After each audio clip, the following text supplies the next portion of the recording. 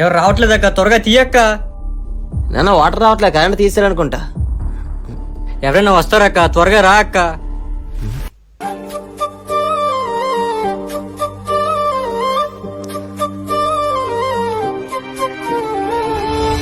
అక్క వచ్చే అక్క. ఏదేమైనా ఇది తీసుకొని వస్తా. దీనికోసం నేను అంత కష్టపడుతున్నావు. థ్యాంక్స్. ఏ ఊరినిది? ఈ ఊర్లో ఎప్పుడు చూడలా?